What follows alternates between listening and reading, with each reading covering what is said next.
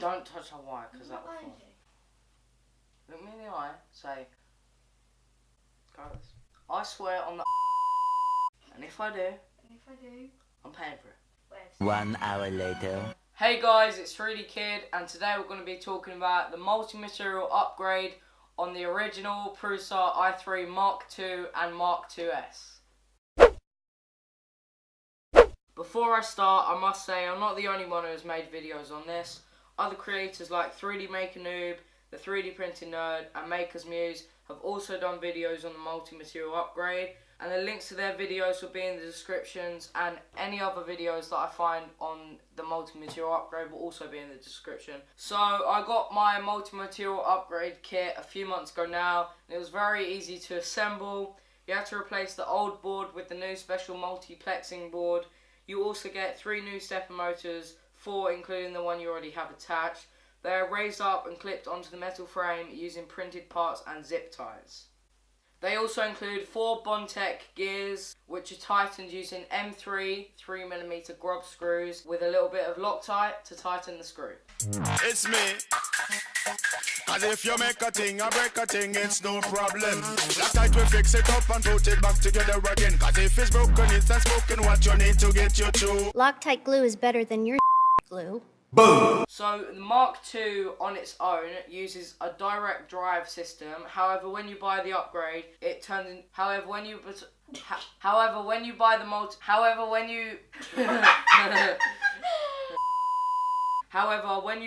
multi-material upgrade, it turns it into a Bowden setup, which can be a little tricky with flexible filaments. But it has been fine with me, and Liv, you knocked that wire, considering I said you not to.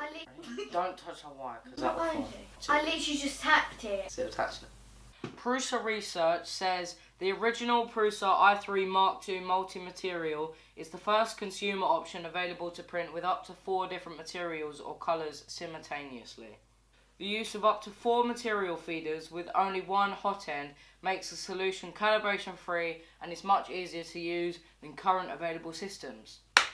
I agree. They then go on to say about the key features.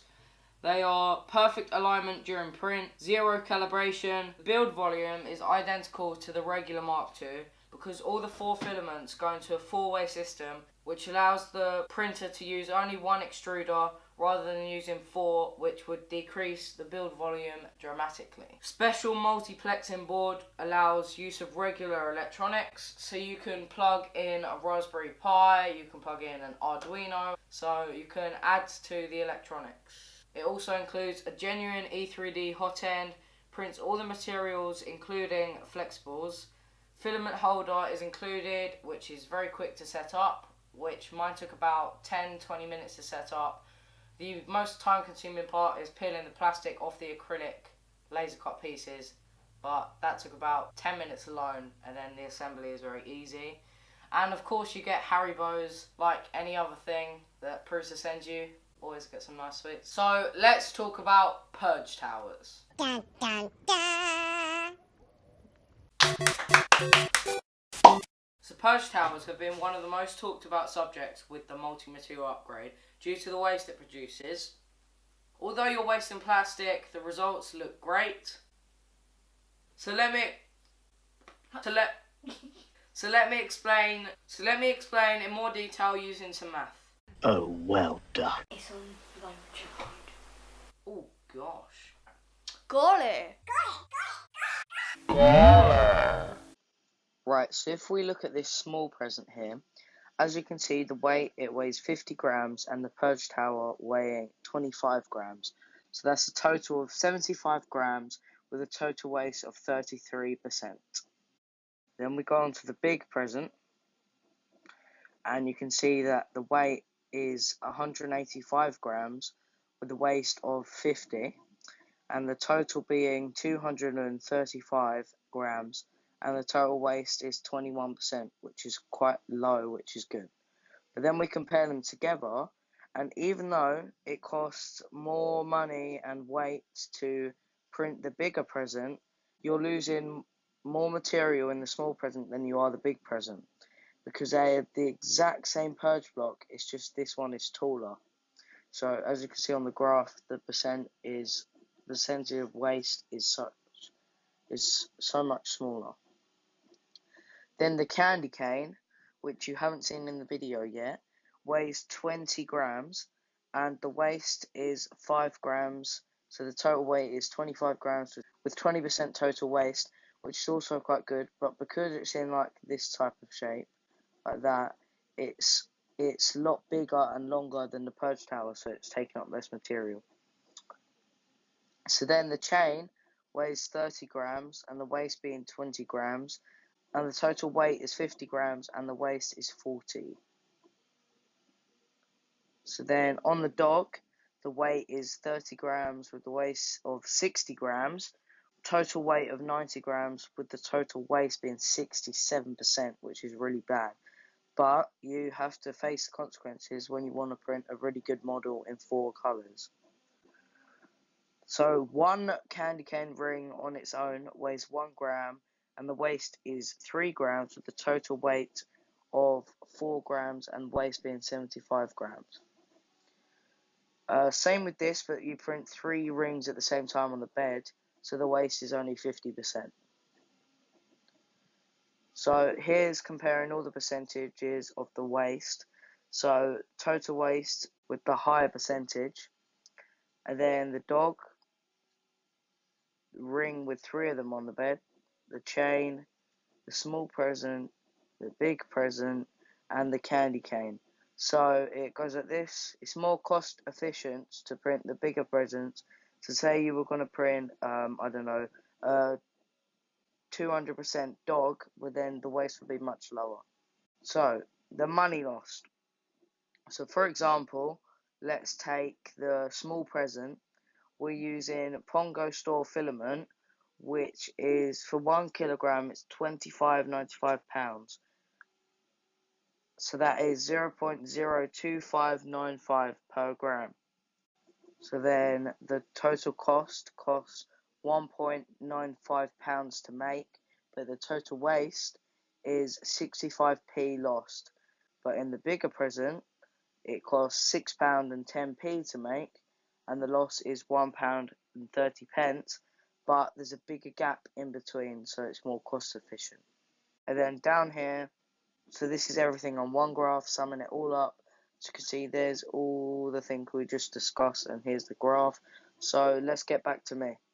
So here are some additional prints that weren't on there, so I'm going to go through some of the settings. This bunny took around 8 hours, and its purge tower weighs almost 3 times the amount of the bunny. I think if this is around 50 to 100, this is around 250 to 300 grams. So it's dramatically bigger, but the reason it's because that if you was to print this as 0.2 millimeters layer height, there'll be less material wasted, but it would take about twice as long. So I printed this as 0.3 millimeters layer height, all in Pongo store filament, the red, the white, and the black. So then we have this. So I've just shown you stuff about this dog. I'm just going to say the filament it was printed in. The blue is Polyalchemy Alexa Blue, with the Pongo store white, Vertigo grey as the nose and the eyes and the eyebrows, and some custom. Hello darkness, my old friend. And some custom pink filament that's transparent that I got made for me and Heather from Apparel Design. So next is this beaver. As you can see, it turned out really good, and it was printed in Coffee Protopastas filament, which was sent to me by Hawk 3D Pronto. The white is Pongo store, the black is also Pongo store. So I think it turned out really good, and I like the towel as well. The towel's very detailed, isn't it, Liv? Say yes. So next we get onto this skunk, and it's got red eyes, which is Pongo store filament, white, which was Pongo store filament, and some blue filament from EU makers. The purge towel was dramatically bigger than this because I wanted to get the blue out of the white so there was no bleeding into it. So it had to be thicker and longer, but also, as you can see, it's like really small compared to the thing, so that was it. So this gambling chip was one of the first things I did, and it was actually a foul print because it didn't finish, but no one will know, will they? So the teal colour you see is Polymaker filament, sent to me by also Hawk 3D Proto, and the transparent pink filament was that custom pink filament I said about. So this candy cane chain was printed all in one go, white and red filament from the Pongo store, and its purge tower was this, which saved a lot of materials because it's like 10 times bigger than that, so that was that. So this Marvin 3D hubs was printed with EU Makers light blue filament, and the dark blue you see is 3D print blue filament. Right, so that leaves me onto the last topic of this video, which is talking about all the waste it produces. Did you do that little thing? Yeah. So with all this moved away, them good prints are very well, but then you get this. So this is all wasted filament, including failed prints with blocks and clogged up filament and knots in the filament and stuff like this. And the reason it weighs so much is because this is all completely solid, because it purges out the last colour into the new colour. And when you've got something like red going into white, it could bleed to make pink. So you have to make sure it's thick enough to get all of that red out into the white. So this is only for 3 colours, but then you get it thicker for 4 colours. So if this was to be a 4-coloured bunny, it would have to be that thick, which would be even more waste, about 400 grams worth. But then you get something like these presents, which are small, and as you saw in the video of me explaining, because they're small, they have a lot of waste, like this.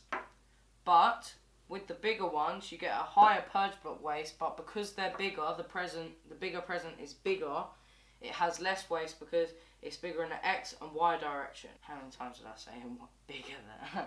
But then, say you're going to print 6 big presents on the build platform at the same time as you would print this purge tower, that would mean there'd be less waste than printing 1 present at a time. The most popular question that people get asked on Twitter, and I get asked, is it worth it? Well, if you like to make cool models like this in multicolour, and you're not going to paint them and you're going to keep them like this, and you can use dissolvable support material, then yes, I would recommend it to you, but there is a lot of waste to it. But the result in the end turns out really good. But then the other side of things, if you're going to print something and then just paint it all and spray paint over it, there's no point, because it's just wasting filament and materials and generally a good print. So if you're into model making and printing and then painting the print, I would not recommend this upgrade for your Prusa. So thank you for watching this video. I hope you enjoyed. It's been a more complex video than usual because there's been loads of data involved, and well, it's a big topic to discuss really. So if you enjoyed this video, it took me ages to put together, so a like would be appreciated. Comment down below if you have any questions. I read all the comments and reply back basically within a day, so I'm quite quick on that. And please subscribe if you're new to the channel. I'm trying to upload more now. It's 2018, new year, new me. So thank you for watching, and bye.